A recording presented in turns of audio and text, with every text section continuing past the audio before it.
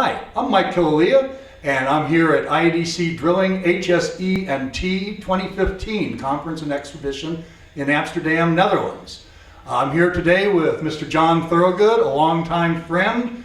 John's company is Drilling Global Consultants. He's enjoyed a long and well-respected career, beginning working on steam rigs in India. Been very active in SPE for decades, past chairman of the SPE IDC Drilling Conference. He's a recipient of the SPE Drilling Completions Award, and he's written countless papers and presentations, including a presentation made here during this conference. So John, welcome. Thanks for taking the time to visit with us. Recently, John's been very engaged in human factors. So I'm curious, John, how does a hard-nosed technical guy like you come to be involved in the soft sciences, so to speak? I think partly as you mellow and you get older, you realize that actually nothing is completely technical.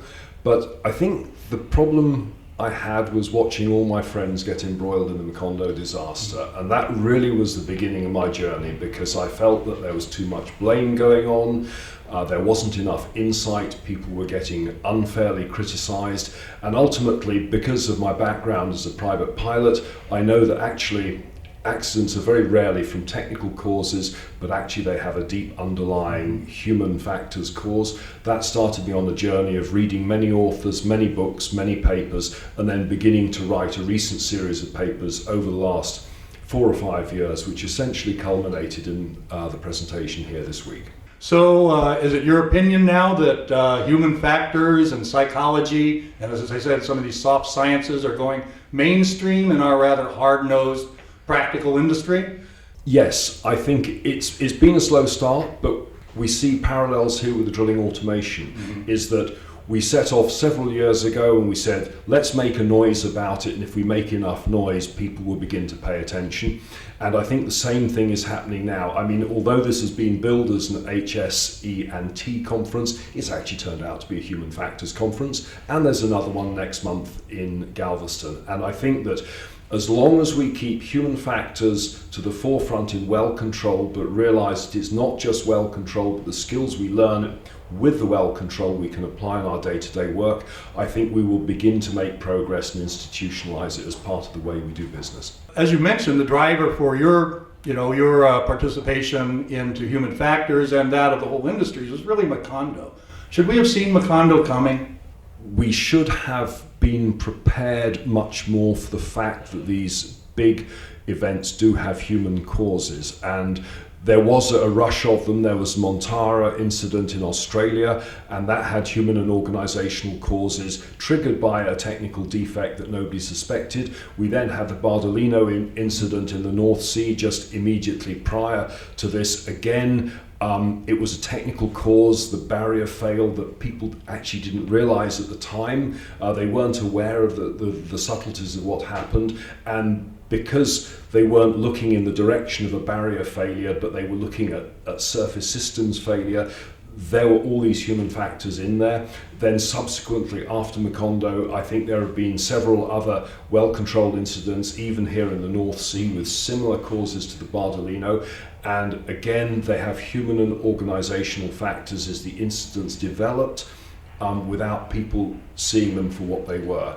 So yes, I think human factors is an underlying cause, and I think that we really do have to get to grips with the psychology and make the psychology and those factors part of our normal education, just as we teach people the technical skills.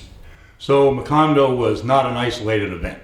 Absolutely not an isolated event. It was just an extreme case of the event developing to an extreme situation. Very extreme. And I think that the moment we think that we've got all the boxes ticked for stopping another Macondo, that's when it's going to happen all over again. And just as we heard today, in the motor racing, they were in the middle of celebrating 20 years of fatality-free motorsport, and then they had one. So complacency is the enemy? I think you need to be very careful. Talking about complacency is actually making a judgment about people.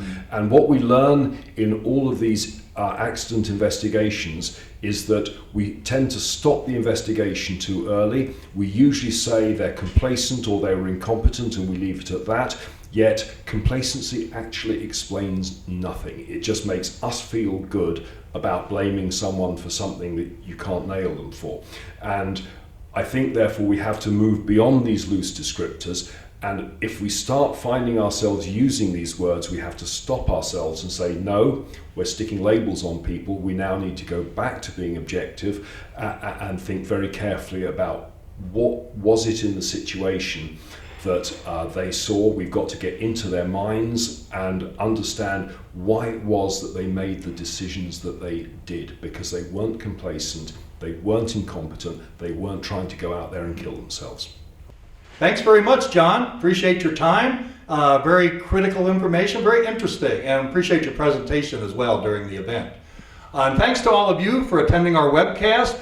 John mentioned earlier that we had a presentation on race cars, and that was actually a gentleman named Mark Gallagher, who's a professional speaker representing Formula One. He described in a very entertaining and knowledgeable fashion the journey that Formula One has taken to improve the safety for its drivers and crews over the course of many decades. Paragon Offshore was gracious enough to sponsor this presentation at Drilling HSE&T 2015 here in Amsterdam.